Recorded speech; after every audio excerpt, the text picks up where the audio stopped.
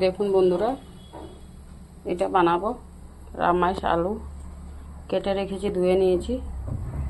এইখানে কেটেছি টমেটো, পেঁয়াজ। এখন দিয়ে দিব কড়াইতে তেল। কড়াইতে দিয়ে দিলাম তেল। এটা পোনা মাছ দিয়ে বানাবো।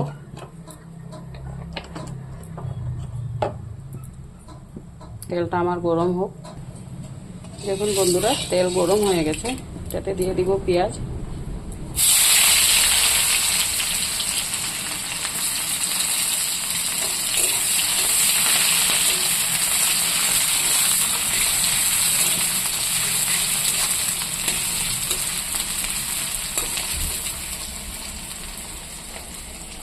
এখানে রেখেছি, এখানে মশলা করে নিয়েছি কাঁচা লঙ্কা, রসুন আর জিরে, হলুদ আর একটু দিয়েছি লঙ্কার গুঁড়া একটু কালারের জন্য।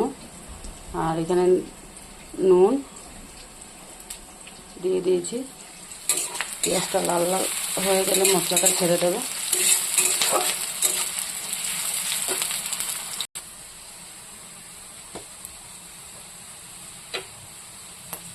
পেঁয়াজটা লাল লাল হয়ে গেছে বন্ধুরা, এই যে দিয়ে দিচ্ছি মশলা।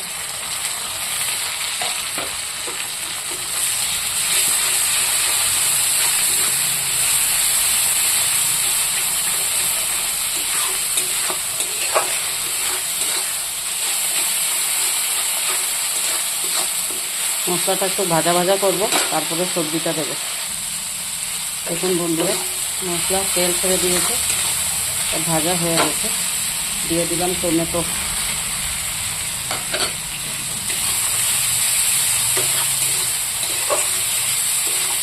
এটা একটু ভাজা ভাজা করবো, টমেটোটা তেল মশলার সাথে একটু কষিয়ে নেব।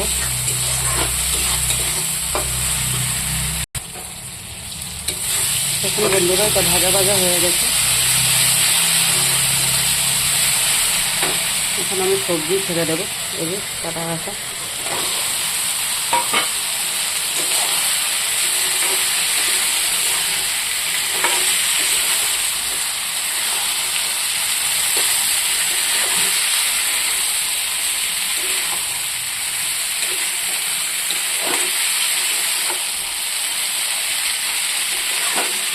এটা মশলার সাথে একটু ভাজা করে নেব সবজিটা। ঢাকনা দিয়ে দিয়েছি। দেখুন বন্ধুরা, এখানে আমি মাছ নিয়ে কেটে ধুয়ে রেখেছি। নুন, হলুদ, একটু কাঁচা লঙ্কা, এই শুকনো লঙ্কার গুঁড়া দিয়ে এটা মেখে নেব। এখানে আমি তেল বসিয়ে দিয়েছি, গরম হয়ে গেছে। এখানে আমি মাছটা ভেজে নেব।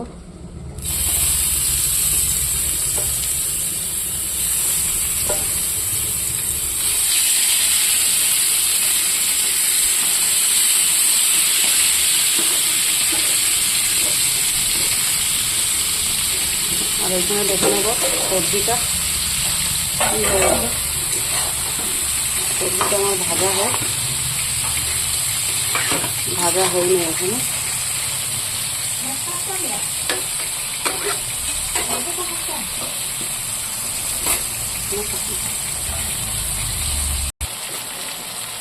দেখুন বন্ধুরা, আর একটু ভাজা হবে এটা।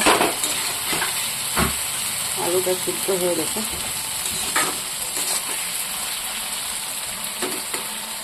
এদিকে আমার মাছ ভাজাও হয়ে গেছে।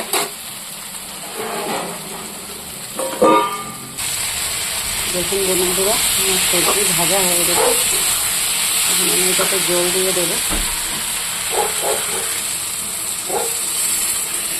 জল দেবো না, মাখা মাখা করে বানাবো।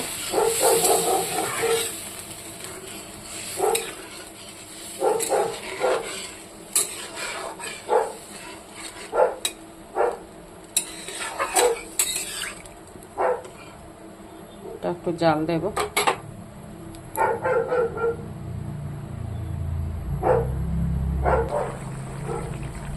তরকারি ফুটে গেছে বন্ধুরা, আমি এটাতে মাছ ছেড়ে দেব।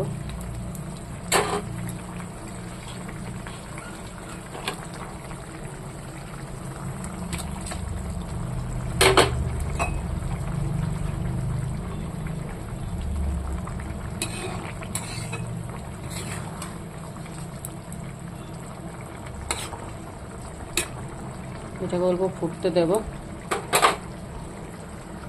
একটু ফুটুক। দেখুন বন্ধুরা, কারেন্ট চলে গেছে, তাই একটু দেখতে অসুবিধা হচ্ছে। আমার মাছ তরকারিটা হয়ে গেছে। এখানে দিয়ে দিব একটু ধনিয়া পাতা,